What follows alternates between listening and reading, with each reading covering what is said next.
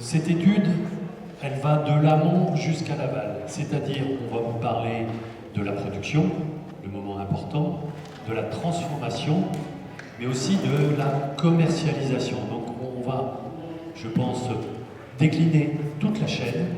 Je rappelle que la filière agricole pour nous est une thématique importante puisqu'elle est vraiment fait partie intégrante du projet de territoire de la communauté de communes, et je pense que ça dépasse aussi les frontières de notre propre intercommunalité, puisqu'il y a tout le secteur montagne qui est là et qu'on prend en compte. Donc, je rappelle aussi que nous avons sur le territoire deux abattoirs importants. Ils sont sur notre secteur. Aujourd'hui, l'un est privé, l'autre est public. Donc ce sont, j'allais dire, des thèmes qui vont être abordés, et on a demandé justement donc, au cabinet de pousser très loin sa réflexion, d'aller jusqu'à nous faire des propositions au niveau d'une gouvernance. Après, bon, je vais laisser la parole à Jean-Bernard, qui lui a vraiment à manager donc, cette étude plus que moi. Merci Président, bonjour à tous. Bon, je crois que tout le monde me connaît à peu près, je suis le maire de Blajan, commune voisine, et vice-président de l'intercommunalité du cœur écouteux du Comminges, en charge d'économie et développement local. Dans notre mandat, demi-mandat on va dire, 3 années, c'est court, très vite se sont portés des choix, notamment dans le domaine du développement économique, et la filière agricole nous a été particulièrement priorisée. Pour des raisons qui nous paraissent évidentes, vous avez entendu tout ce matin, même si de mon point de vue, je sens beaucoup d'espoir. Il y a une présentation de jeunes qui sont proches de l'installation, des choses très intéressantes de ce point de vue-là, mais quoi qu'il en soit, notre territoire ne se passera pas de l'agriculture, ça a été dit ce matin. Il y va de plein d'enjeux. Il y va du maillage du territoire, de l'occupation du territoire, des enjeux autour bien sûr de l'économie, mais aussi d'économies sur lesquelles on table énormément, c'est du tourisme notamment, de l'agrotourisme, etc. Donc enjeu majeur. Or aujourd'hui, force est de constater que même s'il y a des niches dans nos systèmes qui permettent encore de faire vivre leur homme, on va dire, eh bien globalement, l'élevage se porte mal. Or nous sommes vraiment un territoire d'élevage. Pourquoi? Parce que c'est la topographie qu'il a voulu, c'est les conditions naturelles qu'il a voulu, et puis ensuite, après, se sont installées des traditions. Il y en a une importante sur ce territoire qui est celle de l'élevage bovin notamment. L'élevage bovin existe aussi, puisqu'on côtoie aussi, de par nos voisins, intercommunalités qui sont associées, je veux le rappeler de suite pour John Palassin, à notre travail d'études. Mais en tout cas, ce travail d'études ne peut, vous en conviendrez, ne peut que porter sur à minima un territoire niveau PETR, en tout cas 3 intercos, KG40-Sala, Cœur et Coteaux du Comminges et Pyrénées au Garonnaises. Voilà. Ce travail-là, dont nous avons décidé de l'envisager, je crois que j'ai été agréablement surpris par l'engagement des élus, parce que mine de rien, c'est un travail d'études qui coûte, et je crois que c'est un signe quand même de notre volonté, de notre engagement, que d'investir dans ce projet-là d'études. Mais encore une fois, et là M. Vallot pourra le confirmer, nous avons toujours dit nous ne voulons pas faire une étude pour caler des placards. Nous voulons faire une étude vraiment qui va donner du résultat. Nous savons que bien sûr, sortir de l'étude, on aura des compléments, on aura à passer à de l'opérationnel. Mais en tout cas, ça nous paraît très important. Et à entendre ce matin un petit peu toutes les remarques qui sont faites, venant à la fois des petits producteurs qui attendent une notion de service autour du sujet justement de l'abattage, de la transformation, entendre aussi les gros faiseurs, passez-moi l'expression, qui disent « dépêchez-vous, il y a urgence, il faut qu'on fasse des choses ». Voilà, nous avons des choses à faire dans une immédiateté. Nous avons pris des engagements, je crois, forts. Nous nous sommes même engagés auprès dernièrement, des personnels de l'abattoir de Boulogne. Donc, nous avons à faire. Donc, très vite, Je vais laisser, avant que les autres intervenants se présenteront après l'intervention de M. Vallot, je vais laisser M. Vallot faire l'état de l'étude actuelle et ensuite le débat s'ouvrira avec les différents intervenants. Merci à vous. M. Vallot, c'est à vous. Merci beaucoup. Voilà, donc on va avec donc Aurélie de la Chambre d'agriculture, on va vous faire une restitution qui sera forcément synthétique et surtout ce que l'on souhaite, c'est qu'il y ait un échange, effectivement qu'il y ait un échange avec vous présents ici et on vous remercie de votre présence parce que le sujet est éminemment complexe, oui, et surtout très étendu, comme on disait tout à l'heure, c'est vraiment de l'amont à l'aval. Voilà, on est vraiment dans un projet de filière.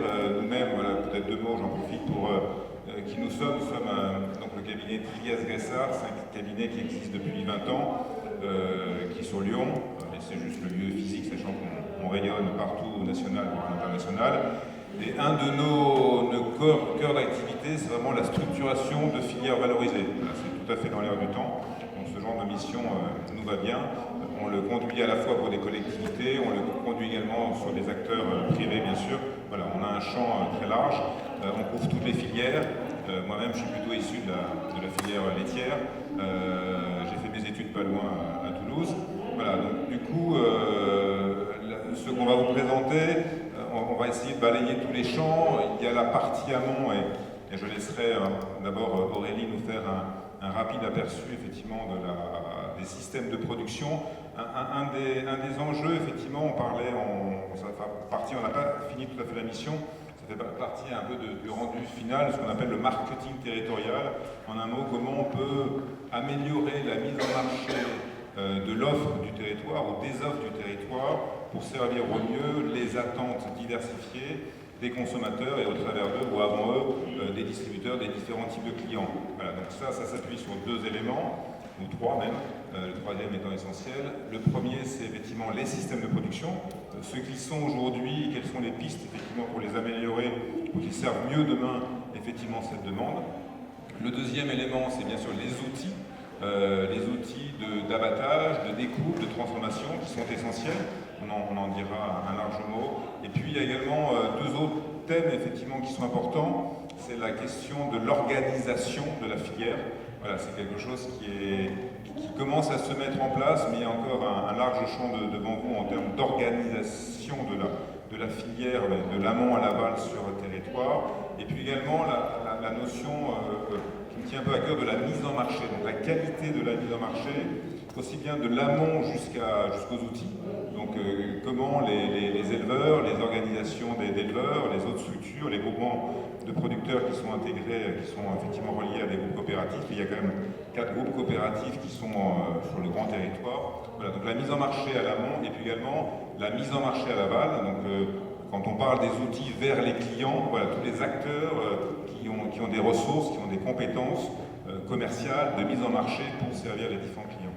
Voilà, je vais tout de suite laisser la parole à Aurélie sur la partie amont.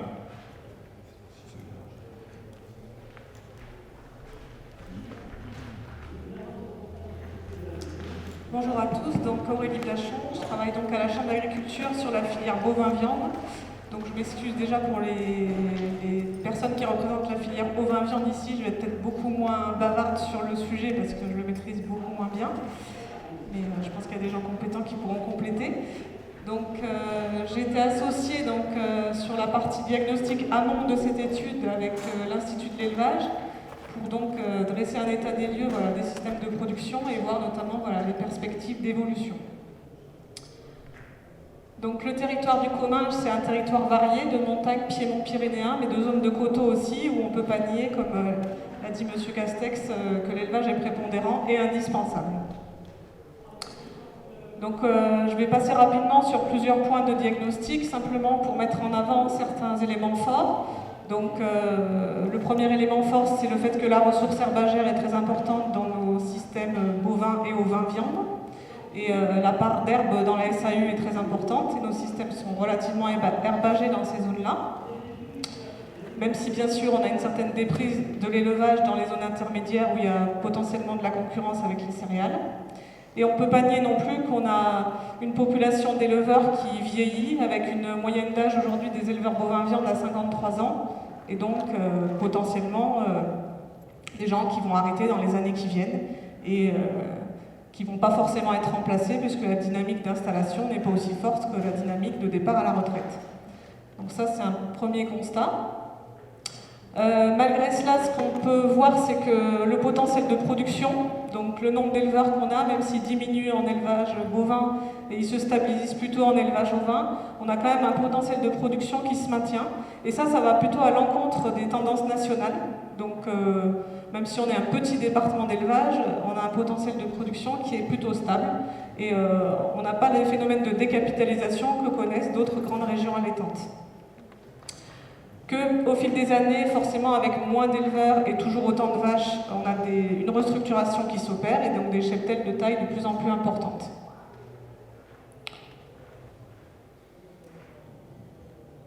Au niveau de la filière bovin-viande, donc la production allaitante, elle est caractérisée donc, par le fait qu'on produit essentiellement à 2/3 des animaux qui sortent de nos exploitations, des animaux maigres destinés à l'export, donc qui ne sont pas destinés à la boucherie et à la consommation de viande. Donc c'est des jeunes mâles et des femelles qui sont exportés essentiellement en Italie pour être engraissés et consommés sur place. Donc ça c'est une tradition sud-ouest de produire des animaux maigres. Et au niveau donc, des animaux de boucherie, on produit essentiellement quelques grandes catégories commerciales que sont des veaux gras, même si la production traditionnelle de veaux gras élevés sous la mer, elle est un peu en perte de vitesse ces dernières années. Et après, on produit des gros bovins, donc qui sont des vaches dites de réforme, mais qui sont dites de réforme, mais pas forcément parce qu'elles sont vieilles et usagées, mais simplement elles ont fait 1, 2, 3, 4 veaux et ensuite elles sont engraissées pour produire donc de la viande. Donc c'est essentiellement voilà, des gros bovins de qualité et du jeune veau. Et pour la production ovine, donc des agneaux de bergerie. Donc un petit volet simplement rapide, technique et économique, c'est qu'avec l'agrandissement des troupeaux, les performances techniques, elles ont plutôt eu tendance à se dégrader au fil des années dans nos élevages, mais là c'est notre rôle, nous, organisme d'accompagnement des éleveurs, de travailler là-dessus et de faire en sorte qu'il y ait toujours une productivité dans les troupeaux. Et par contre, là où les éleveurs subissent un peu, c'est sur le volet économique, avec une hausse des charges qui s'est constatée depuis un certain nombre d'années et qui a plutôt tendance à dégrader leurs résultats économiques, une crise de charges, alors que les produits sont plutôt stables. Au niveau de la filière et de l'organisation, donc aujourd'hui, effectivement, le bio notamment et les labels sont peu représentatifs sur notre zone, mais on ne peut pas ignorer aujourd'hui la demande et les perspectives de développement du bio. Donc même si c'est encore une niche sur le département, c'est des choses qui vont arriver et il va falloir s'adapter à cette demande. L'organisation collective et l'organisation de filière, elle n'est que partielle sur le département. 50% des éleveurs bovins viande sont en organisation de producteurs. Il y en a aussi du côté des éleveurs ovins, mais avec globalement plutôt un désengagement de ces éleveurs et encore des filières qui ont du mal à s'organiser et à mettre en place de la contractualisation pour trouver de nouveaux marchés. Donc pour synthétiser un petit peu tout le diagnostic amont, donc les faiblesses et les menaces, je vous les ai présentées rapidement. Donc l'essentiel aujourd'hui pour avancer, et comme l'a dit le président, pour pas que cette étude elle serve simplement à remplir un placard ou à caler un placard, je ne sais plus, tenir compte des forces qui sont là et qui sont à notre disposition, donc d'avoir la chance d'avoir des abattoirs sur le territoire, d'avoir quand même un territoire qui a une image positive avec une tradition d'élevage relativement forte, une zone herbagère avec de l'élevage quand même relativement extensif qui aujourd'hui est très prisé par le consommateur, d'avoir des productions de qualité traditionnelles, d'avoir un bassin de consommation et une métropole comme Toulouse à côté, et pour l'instant un système de politique agricole commune et d'aide qui est plutôt favorable au maintien de nos systèmes, en tout cas dans les zones de piémont et de montagne. Et les opportunités qui se développent aussi, donc la restauration collective, donc M. Vallot rentrera dans le détail plus tard, mais On a quand même la loi Egalim qui arrive et l'opportunité de peut-être mettre en avant notre production dans ce circuit de distribution. Des consommateurs qui sont quand même, pour ceux qui mangent encore de la viande, qui sont de plus attentifs à leur choix de consommation. Et donc un élevage aussi de piémont pyrénéen et de montagne qui est quand même totalement en phase avec les attentes sociétales aujourd'hui.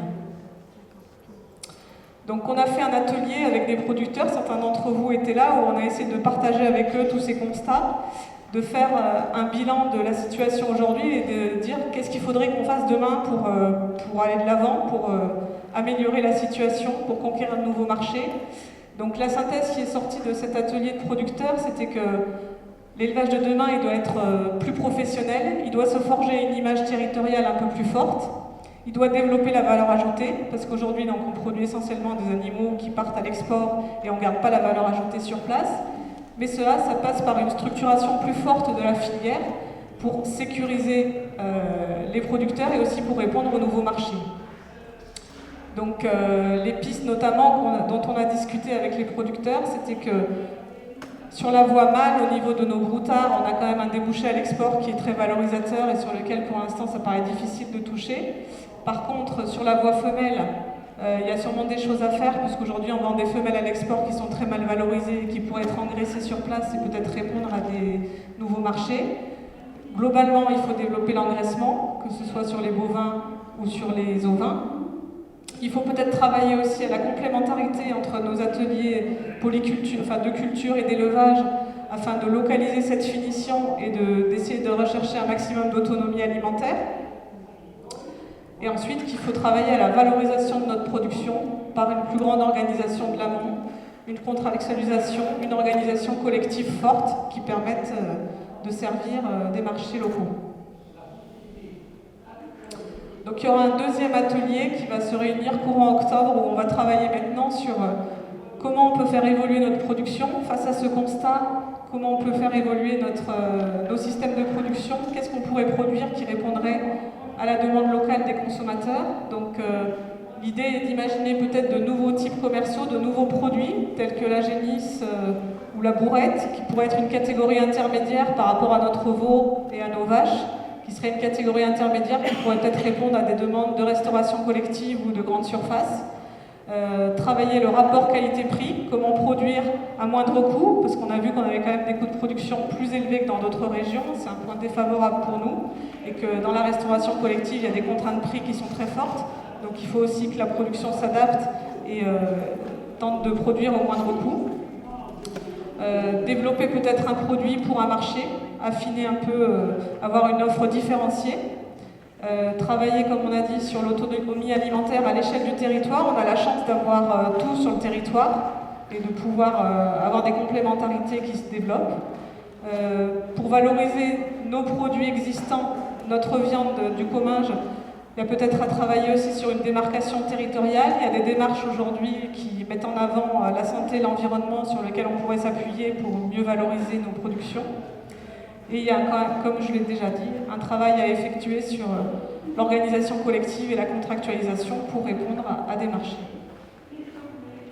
Ce qu'on voulait, donc les différents points qu'on voulait donc aborder aujourd'hui, donc Aurélie a passé en revue les filières de production et puis voilà, sa dernière slide était une incitation, une annonce effectivement de ce qu'il faut qu'on réalise. Ce que je disais tout à l'heure, en fait, Aurélie l'a dit, il y a un atelier, il y a déjà eu un atelier vers fin avril avec les éleveurs, donc on va refaire un atelier qui sera plus quelles sont les actions possibles et quels sont les moyens effectivement d'arriver à mettre en place ces actions. Filière bovine, oui, filière ovine, oui, filière porcine un petit peu plus faible, mais il faudra également que l'on en parle. Et puis on aura après un deuxième atelier juste après sur le marketing territorial qui sera un peu une revue de l'amont à l'aval, effectivement, des pistes d'action qu'il faut mettre en place. Voilà, et puis après on aura un comité, ce qu'on appelle dans notre jargon, un comité de pilotage de fin de mission qui devrait être sur fin octobre, début novembre. Voilà, moi je voulais juste, sur les autres parties, donc rapidement, mais on pourrait en écrire des pages, de 2-3 mots sur les tendances de consommation, sur les marchés visés. On a fait tout un travail effectivement de rencontres, d'échanges téléphoniques, de visu avec les grandes et moyennes surfaces, ce qu'on appelle les GMS, avec des bouchers, avec la restauration collective, avec la restauration commerciale. Moi-même, j'ai passé pas mal de temps avec les usagers, effectivement, des 2 abattoirs, qui sont des acteurs éminemment importants, puisque ce sont eux qui sont en relation, qui assurent la mise en marché, qui ont la relation avec l'amont, qui connaissent bien effectivement l'amont et en même temps qui ont la relation avec les différents marchés. Voilà, donc et puis, une fois qu'on a défini ces marchés, les filières dont a parlé Aurélie, comment elles peuvent se mettre effectivement en action pour servir ces marchés, et puis bien sûr les outils du territoire, et donc là il se passe pas mal de choses sur les 2 abattoirs et leurs ateliers de découpe sur Saint-Gaudens et Boulogne-sur-Gesse. Voilà, ça va être très synthétique, hein, mais il y a quand même une évolution extrêmement rapide et conséquence des tendances de fond. Donc là, je suis toute consommation. Vous le voyez hein, quand vous faites vos courses, aussi bien chez le producteur du coin, sur un marché, dans une grande surface. Voilà, les 3 éléments qui ressortent particulièrement de façon prégnante aujourd'hui, c'est tous ceux qui tournent autour de la santé. C'est ceux qui tournent autour du local, du territorial, la proximité. Voilà, ce sont des éléments extrêmement forts. Et bien sûr, les labels. Bon, les labels sont là depuis plus longtemps, mais en tout cas, on voit l'évolution donc même de la composition des produits. Je ne sais pas si certains d'entre vous ont entendu parler de l'application Yuka. Bon, Yuka, vous prenez votre téléphone, votre smartphone, et vous flashez le GenCode, et tout de suite, vous avez la composition effectivement des produits, et donc c'est une sélection, j'allais dire, extrêmement rapide de ce qui est bon, pas bon. Voilà, donc ça change quand même extrêmement rapidement l'offre telle qu'elle est en train de se développer sur les différents marchés. Toujours au global de la consommation, on est toujours cette proximité sur le local, l'engagement du consommateur, voilà, le produit responsable, hein, on sent que les consommateurs, on le voit dans le tri sélectif, hein, si vous revenez il y a 10 ans, 20 ans en arrière, et si vous voyez aujourd'hui la rapidité avec laquelle effectivement le consommateur français travaille son tri, bon voilà, c'est valable, on devient de plus en plus responsable, on devient de plus en plus engagé, donc c'est un élément important. Voilà, il y avait l'Ipsos, hein, qui était un cabinet d'études qui avait fait une étude sur le comportement des consommateurs. 71% disent ne pas acheter de viande si l'origine française de cette viande n'est pas mentionnée. Donc le côté d'où vient, je veux être rassuré, je veux être sécurisé, je veux être assuré de la qualité de mon produit, de l'origine de mon produit. Et puis un élément, on ne pouvait pas ne pas le marquer, c'est la végétalisation. Vous le voyez, il y a même des grandes marques qui jusqu'à présent étaient positionnées sur la filière viande, qui sont en train de compléter, de diversifier effectivement leur offre de produits avec des produits issus de produits végétaux. Si vous prenez le leader européen, français et européen de la volaille, le groupe LDC, à côté de sa gamme de volaille, il a effectivement maintenant une gamme qui commence à être extrêmement importante de produits issus de produits végétaux. Si vous prenez dans l'industrie laitière, le groupe Lactalis, qui est le leader mondial des produits laitiers, il est en train, effectivement, il a récupéré une offre suite à un rachat de produits à base de produits végétaux, pareil. Voilà, donc on est dans cette tendance-là, donc ça veut dire qu'on voit bien que la consommation de viande baisse, ou en tout cas elle se restructure, les gens vont consommer peut-être moins, mais mieux, et que du coup, là, il y a également un créneau à utiliser également pour les viandes de votre territoire. Voilà, là pareil, on bascule effectivement sur la viande, c'est des choses que vous constatez au quotidien, c'est la montée effectivement, qui était déjà forte, mais la montée en puissance de ce qu'on appelle les produits élaborés à base de viande. Il y a une étude qui a été faite par l'Institut de l'élevage, hein, Où va le bœuf. Elle sera la toute dernière version 2017 va sortir ou est sortie tout à fait récemment. Les produits élaborés représentent désormais 57% de la consommation de la viande, tout circuit de distribution confondu. C'est énorme. Donc c'est bien sûr le steak haché, hein, qui prend une part extrêmement importante, mais toute autre forme de produits découpés, transformés. Ça veut dire que les metteurs en marché, ça veut dire que les outils qui servent effectivement à servir cette demande des consommateurs doivent effectivement être présents. On le verra tout à l'heure, quand vous avez un outil d'abattage qui est doté d'un atelier de découpe, qui est doté d'un atelier de transformation, voire plus, effectivement, c'est un élément, comment dire, c'est un capital technique que vous avez qui permet effectivement de répondre à cette demande. Et ce qu'on voit également, c'est que cette augmentation, elle est aussi bien en restauration hors domicile, en grande et moyenne surface ou en boucherie, charcuterie, traiteur. Donc c'est une tendance de fond qui touche tous les circuits. Même si vous avez votre boucher, il aura également dans son offre, puisque le consommateur le souhaite, une offre de plus en plus large. Et peut-être juste sur le steak haché, vous imaginez à peu près ce que c'est, mais quand on voit, si je prends, je ne vais pas le citer, mais on va le citer, que c'est quand même le groupe Bigard qui représente à peu près 40-45% de la filière viande en France, un peu dominateur certes, mais bon, il a fait quand même, c'est quand même un des rares acteurs qui a vraiment réussi à structurer la filière viande, plus à son profit certes, mais il a quand même fait un gros travail. Quand vous prenez le steak haché, quand vous voyez maintenant la segmentation qui existe au niveau du steak haché, en termes de taux de gras, en termes de poids, en termes de race, en termes de façon bouchère, façon classique, voilà. Donc même sur un produit aussi simple que le steak haché, les acteurs de la transformation vont très très loin dans la segmentation parce que le consommateur le demande et qu'il faut lui répondre. Voilà. Et puis on s'est permis de rajouter, l'offre transformée en commun est aujourd'hui très limitée. Voilà. C'est plutôt effectivement le fait de grands groupes, parce qu'il faut des outils extrêmement sécurisés. On parle de salle blanche, comme quand on fait du fromage avec des moisissures. Pour faire du steak haché, il faut une salle blanche, donc ce sont des investissements extrêmement importants. Voilà. Bon, donc c'est éminemment un champ à investiguer. Voilà, je n'en dirai pas beaucoup plus sur la consommation, mais en tout cas ça évolue extrêmement vite et tous les acteurs, aussi bien les éleveurs, les transformateurs, les metteurs en marché, sont obligés effectivement d'aller dans cette voie. On voulait dire effectivement un mot sur les marchés cibles. Donc on a conduit l'étude à la fois sur le PETR, sur le territoire du PETR, également sur le territoire de la métropole de Toulouse.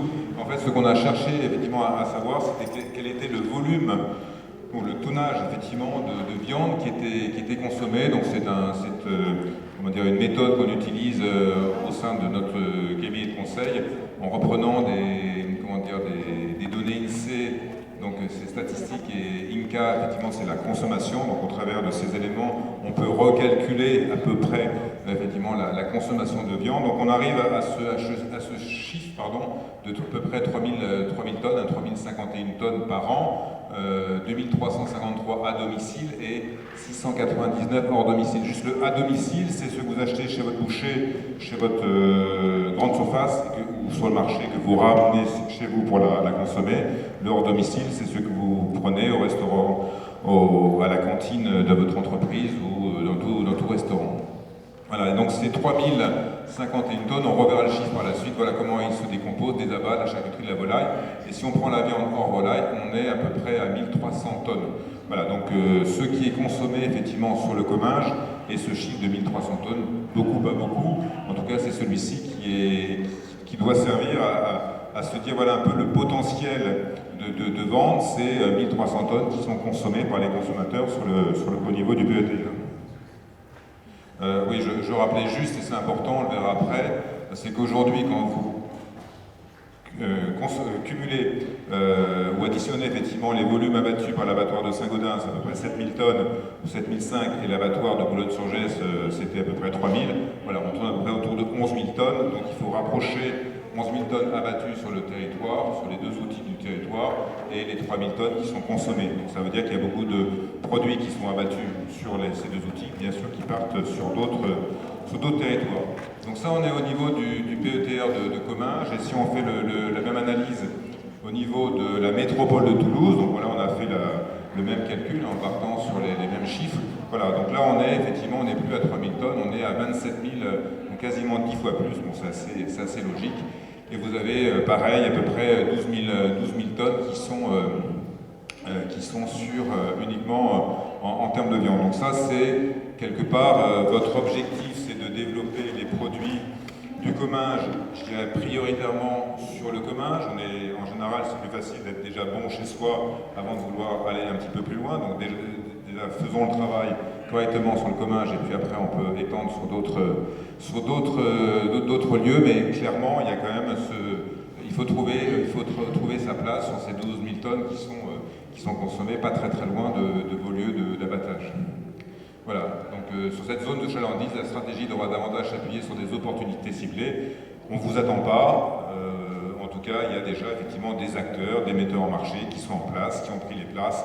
Voilà, donc c'est également important, et je fais le lien avec les systèmes de production, quelles sont les offres de produits bien différenciées, bien spécifiques du commage, demain bien marquées du commage, voilà, qui pourront aller sur ces marchés-là. Voilà, donc après on est revenu sur le PETR, donc on reprend effectivement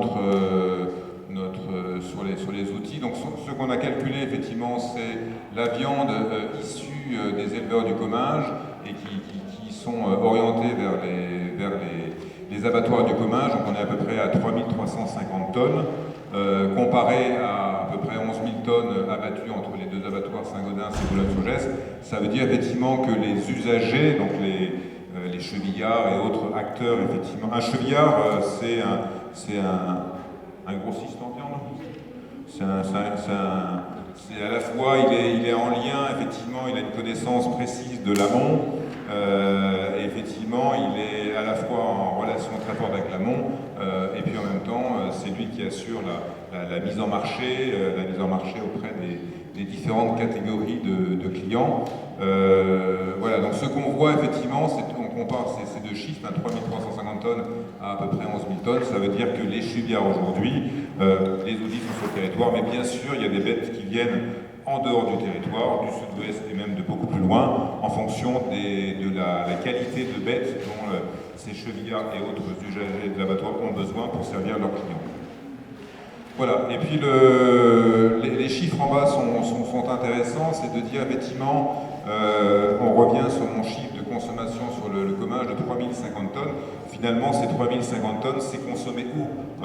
Voilà, donc on voit les chiffres, hein, donc c'est sûr quasiment à moitié c'est consommé sur les hyper et les super du territoire, donc du PETR, et puis après voilà, vous en avez 330 en restauration collective, 360 en restauration commerciale, les boucheries traditionnelles, voilà, donc ça permet effectivement déjà pour les acteurs du territoire de se dire voilà, si je fais mon plan commercial, mon plan d'action commerciale à partir donc, de ce que j'ai issu de mes systèmes de production, voilà un peu les cibles que j'ai. Ouh là là, les hyper super, c'est un lieu effectivement intéressant et un peu de potentiel, mais attention, quels sont les acteurs qui sont déjà présents au sein de ces hyper? C'est peut-être pas la peine que j'aille me frotter à des très grands comme Bigard ou autres, il faut peut-être que j'aille plutôt en restauration collective, parce que là il y a vraiment un chemin à trouver. Il faut peut-être que je développe la vente directe, parce que c'est un petit peu dans l'air du temps, même plus que dans l'air du temps. Voilà, il y a également tout un travail à faire de ciblage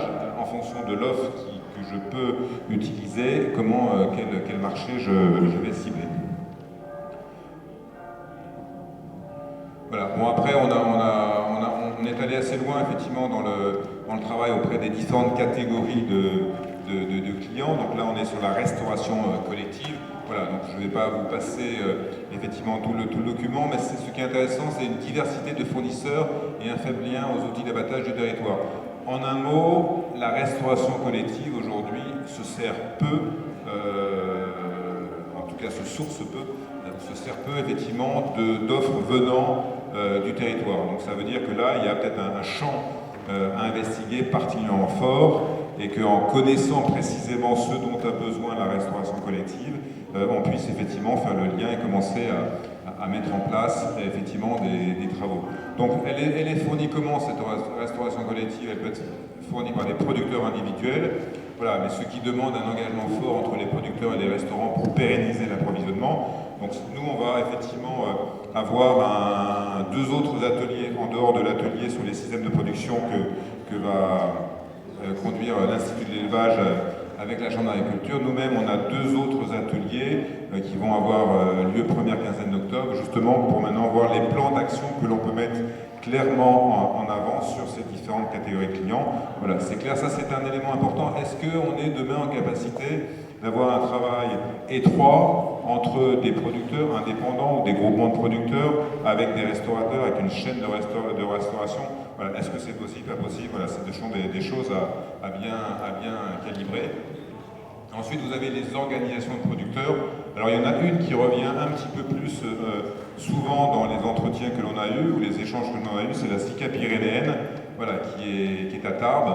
Voilà, donc elle a déjà fait effectivement une partie du job. On espère qu'il y a d'autres structures qui vont y aller, et c'est pour ça que je me suis permis effectivement, sans doute à juste titre, de marquer la société Élan ou l'organisation Élan, voilà, qui a déjà effectivement comment dire, un travail de fond, et je pense que c'est un des éléments du Pulse qui est important, et comment demain cette structure, voilà, peut aller plus loin dans le travail qu'elle fait en termes de volume, en termes d'offres différenciées, et puis en travail de mise en marché. Elle qui a une forte relation bien sûr avec l'amont, de travail de mise en marché.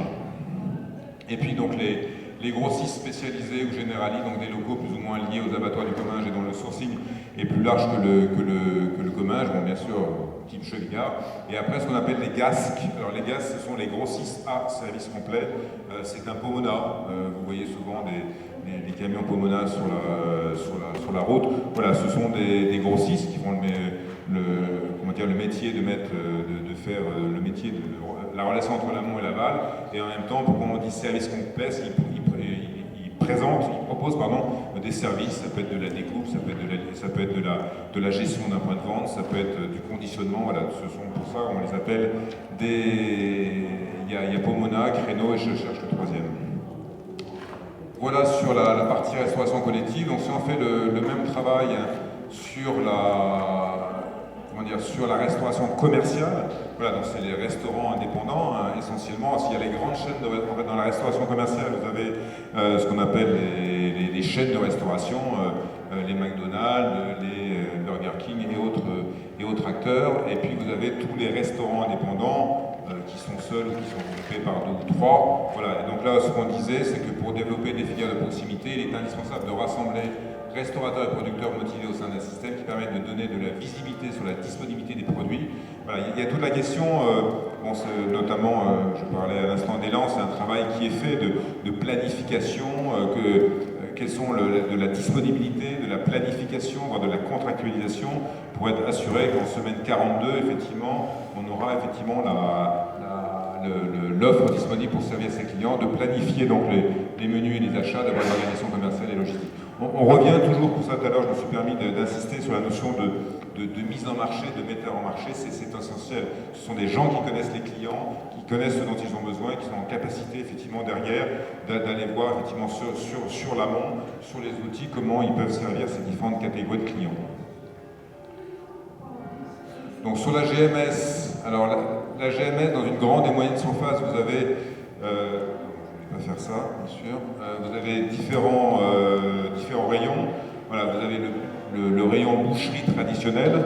Assez souvent, on peut prendre une carcasse et puis c'est découpé sur la boucherie traditionnelle. Et puis après, vous avez effectivement le rayon libre-service où là, en général, vous avez des acteurs à marque.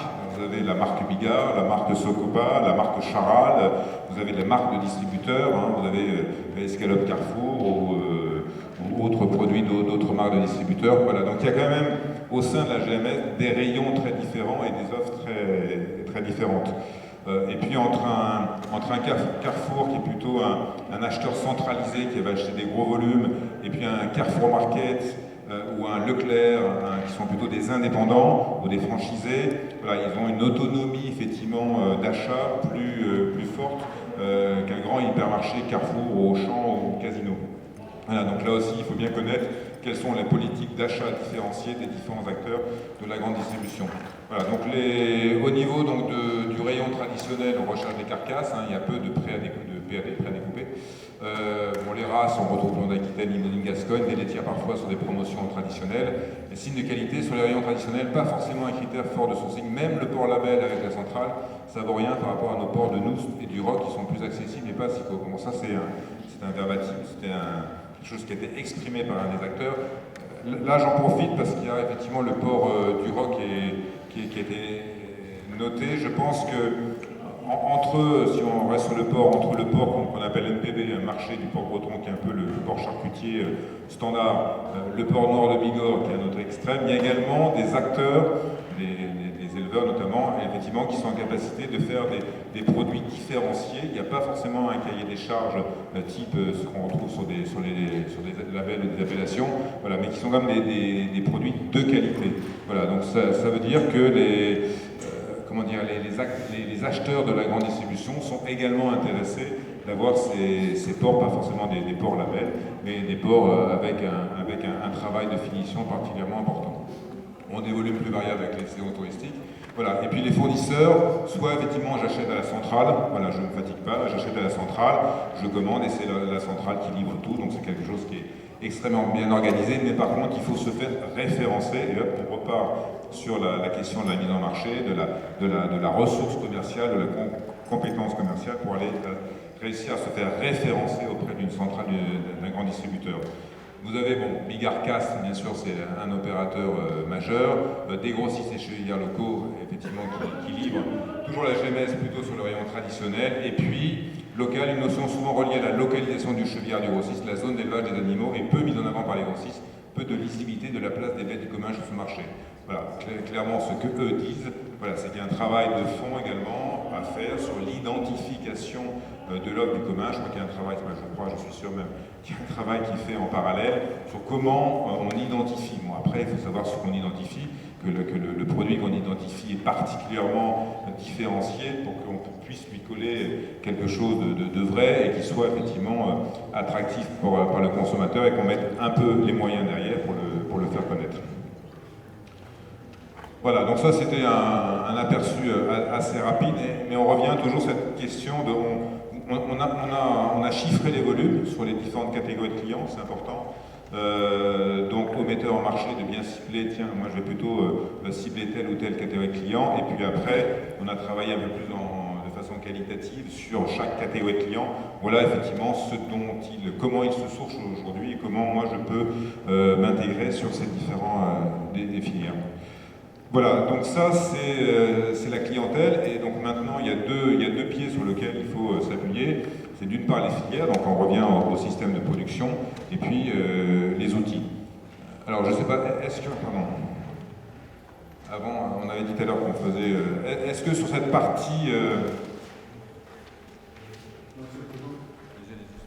Simplement vous dire que peut-être c'est un état des lieux que vous avez donné, important, essentiel, mais je crois que pour l'intérêt de notre réunion, peut-être qu'il faudra assez vite passer au domaine des outils, de ce qu'on a à faire et de comment on imagine leur pérennité, notamment. Les outils, oui.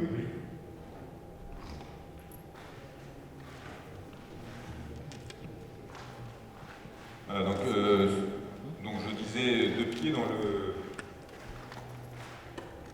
Voilà, juste le premier pied, on parlera des outils, il y a juste un petit topo juste avant. Sur les filières, voilà, on s'est juste permis, il y a un travail de fond qui a été fait de l'amont à l'aval sur chacune des filières. Voilà, on a bien repris, là si je suis par exemple sur la filière bovine,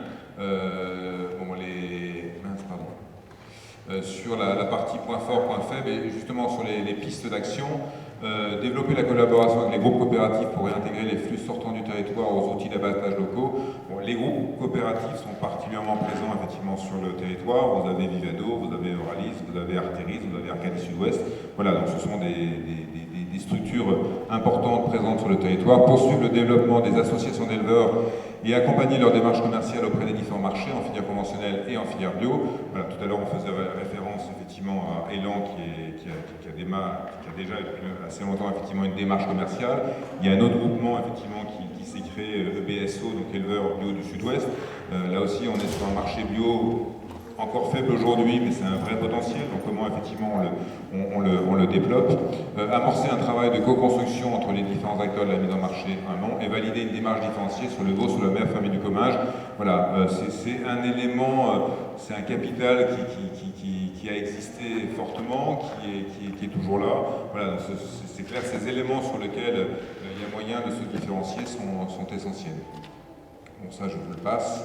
Voilà, donc sur la filière ovine, donc toujours sur la même approche, donc sur la partie point de force, une structuration amont des éleveurs autour de 2 OP.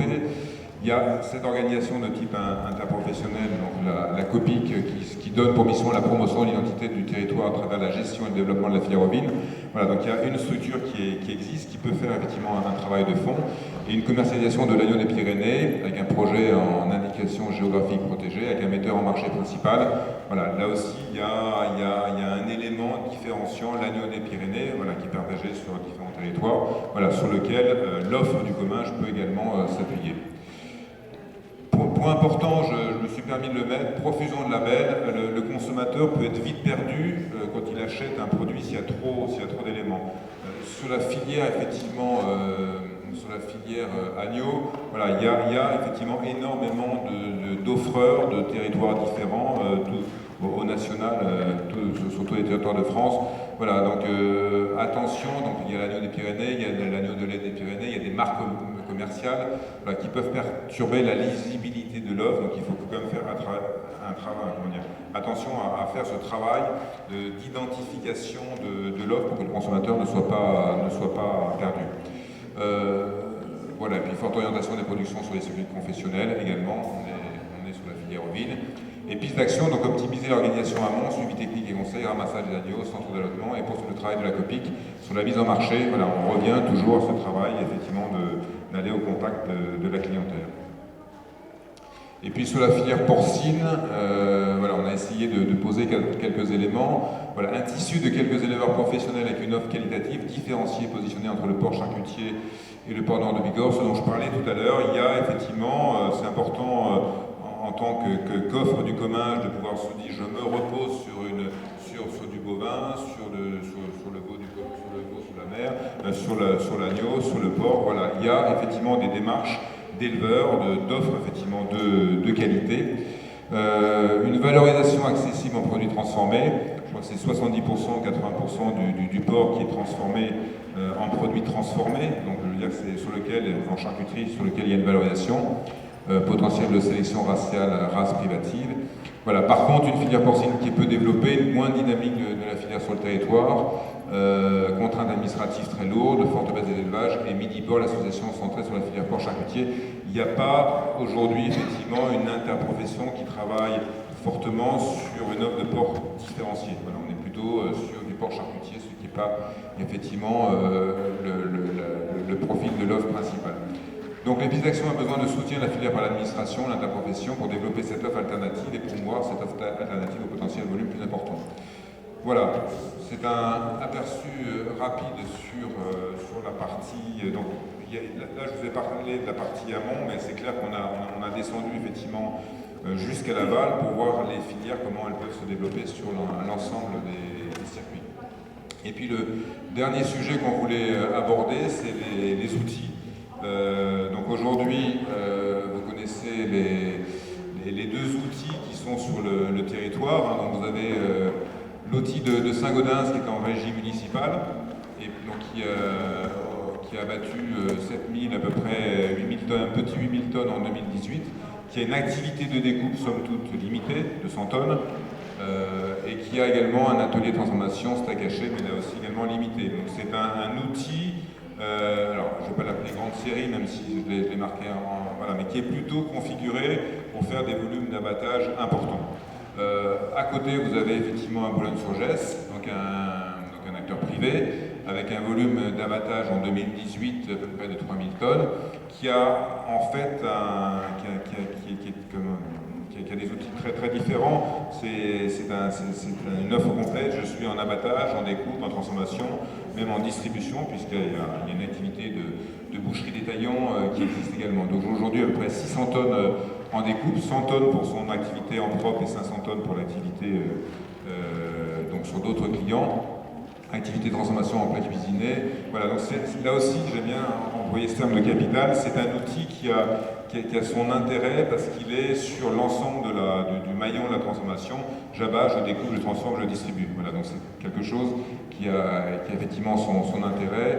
Voilà, et c'est pour ça on s'est permis effectivement de dire demain, alors que Saint-Gaudens c'est plutôt sur des gros volumes abattus, Boulogne-sur-Gesse pourrait être effectivement sur des volumes, en tout cas sur un abattage un petit peu plus artisanal, peut-être répondant à des demandes spécifiques effectivement en termes d'abattage. Ce qui est important également à retenir, c'est qu'il y a des plans d'investissement effectivement qui sont prévus sur ces deux outils, puisque le territoire a besoin de ces deux outils. Voilà, il y a donc des chiffres qui ont été définis, que l'investissement dont on aurait besoin, dont les outils auraient besoin, sont à peu près de 3 millions sur Saint-Gaudens et de 2,3 millions sur Boulogne-sur-Gesse. Voilà. Par contre, les ateliers de découpe et de transformation n'ont pas été, en tout cas, il n'y a pas d'investissement majeur à prévoir, donc c'est surtout centré sur les outils d'abattage. Voilà. Ensuite, effectivement, on nous a demandé de voir comment on pourrait faire évoluer en termes d'organisation, en termes de gouvernance, donc la façon dont ces outils peuvent être gérés demain. Donc on a posé 6 scénarios. Donc le premier scénario, c'est la mise en place d'une structure d'exploitation unique. Donc je veux dire que c'est une gouvernance unique, effectivement, qui gère les deux outils, celui de Saint-Gaudens et celui de Boulogne-sur-Gesse. Éventuellement en option les viandes du Boulonnais, mais je sais qu'il y a des discussions en cours actuellement. Voilà, et donc avec une réalisation des investissements avec un plan concerté. Et donc un scénario de gouvernance intercommunale avec une société de gestion. Donc voilà, donc ça c'est l'idée qu'il y a une structure unique qui reprend la gestion des deux abattoirs. Un autre scénario, c'est la reprise effectivement de l'abattoir de Boulogne-sur-Gesse et des viandes du Boulonnais par un acteur économique. Voilà, aujourd'hui c'est un outil privé, il peut très bien y avoir un acteur économique qui décide. Moi ça m'intéresse effectivement de racheter effectivement cet outil. Bon, ça c'est un scénario sur lequel on n'a pas beaucoup de prise. Ce qui est également ressorti de temps en temps dans des échanges, et ça avait été déjà peut-être envisagé à l'époque, et pourquoi pas construire un nouvel établissement qui pourrait abattre, découper, transformer, qui regrouperait l'ensemble des activités, donc à peu près les 11 000 tonnes. Partie des scénarios. Ensuite, on pourrait se dire, on arrête l'abattoir de Boulogne-sur-Gesse, c'est pas la peine d'en avoir deux sur le territoire, et on concentre tout sur l'abattoir de Saint-Gaudens, sauf qu'il faut quand même absorber 3000 tonnes de plus. Et on pourrait conserver l'abattoir de Boulogne et de Boulogne pour uniquement sur l'activité découpe et transfo. Bon, un autre possible, c'est la reprise de Boulogne-sur-Gesse par l'intercommunalité de la 5C. Bon, qui est un élément quasiment en amont du scénario B, dans celui-ci on ne l'a pas retenu. Et puis le dernier, voilà, c'est qu'on ne fait pas grand-chose, on reste en statu quo tel que c'est aujourd'hui, mais on sait tous autour de la table, ça va être difficile de garder ce statu quo. Voilà, donc sur la base de ces scénarios que l'on avait posés et donc détaillés, voilà, on a retenu effectivement deux scénarios, en tout cas on a priorisé deux scénarios, on a poussé un scénario. Donc celui effectivement que l'on pousse, c'est la mise en place d'une structure unique reprenant la gestion des deux abattoirs, et en option, donc je disais, les viandes du Boulonnais. Et puis le deuxième, construire un nouvel établissement, c'est les deux qui étaient priorisés, mais on a tout de suite effectivement indiqué que ça, effectivement, pour aujourd'hui, ça va être difficile. Par contre, peut-être à moyen terme, en tout cas, c'est pas du tout aujourd'hui l'actualité. Et on s'est permis de mettre un petit commentaire qui est quand même important. C'est que d'une part, et ça c'est assez récent, la Cour des comptes est en train de regarder de façon extrêmement précise les investissements qui sont faits par les collectivités sur leurs outils d'abattage et j'imagine d'autres outils de transformation. Voilà, invitant les collectivités territoriales à limiter leur exposition aux risques sur les équipements tels que les abattoirs. J'ai cru comprendre qu'il va y avoir une forme d'audit de la Cour des comptes auprès des différents abattoirs gérés par les collectivités. Et puis, cette hypothèse, si c'était de construire un nouvel établissement, nécessitera des investissements beaucoup plus importants. On parle de 25 millions d'euros construction d'un abattoir de capacité 12 000, 15 000 tonnes, avec effectivement l'atelier de découpe, de transformation et bien sûr les coûts de déclassement des deux outils actuels. Voilà, donc pour ces deux raisons, mais il y en aurait bien d'autres. Effectivement, aujourd'hui, le travail qui est fait et qui est en cours d'être fait, il y avait encore une réunion mardi dernier, ce mardi, effectivement, avec les différents acteurs de ces outils. C'est clair que le travail se positionne surtout sur cette mise en place d'une structure unique. Donc les travaux, effectivement, qui sont en cours d'être faits, mais qui seront prolongés par la suite, mais en tout cas travaillent aujourd'hui. Donc déterminer le partenariat public-privé à privilégier. Donc partenariat public, la communauté de communes Cœur et Coteaux de Comminges avec une majorité. Les autres intercommunalités doivent pouvoir participer au capital et à la gouvernance. Et puis, effectivement, la possibilité d'acteurs privés de pouvoir, effectivement, intégrer la gouvernance et s'engager, effectivement, au niveau du capital. Voilà, il y a parmi les différentes catégories, ça peut être des groupes coopératifs, une association d'usagers, d'éleveurs, de bouchers, de consommateurs, de clients. Voilà, c'est effectivement les différents acteurs aujourd'hui qui pourraient demain s'engager au niveau de la gouvernance. Voilà, donc définir les acteurs économiques prêts à s'engager, et puis les actions juridiques à mettre en place. Voilà, c'est ce qui est en cours d'être fait, mais peut-être que M. Capsay, quand même, M. le Président, vous avez des éléments que vous pourrez apporter. Voilà, donc ça, ce sont des actions en cours. Et puis juste pour terminer, ce qui est important de voir, c'est le bénéfice que l'on pourrait retirer de cette nouvelle organisation, où il y aurait une structure unique qui gérerait quelque part ces deux outils, avec un profil assez différencié de ces deux outils. C'est clair que ça permettrait de renforcer le développement commercial. On a vu que cette connaissance, effectivement, des clients, des catégories de clients, avec quelle offre on propose, effectivement, aux différentes catégories est essentielle. Donc le développement commercial, la répartition optimale des tonnages. Voilà, on voit bien, on a analysé effectivement les volumes abattus par jour. On voit bien aujourd'hui que ce n'est pas à l'optimum, effectivement, de pouvoir répartir le volume sur ces deux outils et gérer effectivement cette complémentarité de capacité de production d'abattage est important. La structuration sur les deux sites de démarche qualitative nécessaire, il est effectivement le bien-être animal, vous le voyez tous les jours à la télé ou dans les journaux, on parle de bien-être animal. Il y a un travail effectivement qui a été initié avec le docteur Cécile Bourguet, qui est une éthologue, donc effectivement une spécialiste effectivement en bien-être animal, donc très clairement sur le bien-être animal, sur l'hygiène, sécurité, environnement. Bon, la gestion industrielle, là aussi, est un élément essentiel, d'optimiser en permanence. Moi j'ai souvenir, j'ai passé, je vous disais, 10 ans dans le groupe Lactalis, voilà, le souci de gérer au mieux effectivement un outil industriel, même j'ai souvenir les objectifs effectivement qui étaient assignés à un directeur industriel, c'était toujours de faire -2, -3 par rapport à l'année d'avant. Donc je veux dire, il y a vraiment une nécessité, les marchés sont des marchés effectivement extrêmement concurrentiels, de pouvoir en permanence optimiser la gestion industrielle pour gagner sur les coûts. L'amélioration du post-achat, donc les consommations, le petit matériel, les grilles tarifaires. Aujourd'hui, les grilles tarifaires sont divergentes. Voilà, là aussi, il y aurait un travail à faire, faisable, de faire converger progressivement les grilles tarifaires. La mise en place potentielle d'un centre de formation au métier de la viande. Il y a beaucoup de structures qui réfléchissent à ça. Il y en a très peu qui réussissent à le mettre en place. Donc je sais qu'il y a l'abattoir d'Autun qui rêve également il y a un nouvel abattoir qui est là depuis quelques mois, 7 millions d'euros investis, projet d'atelier de découpe, de transfo et plus loin.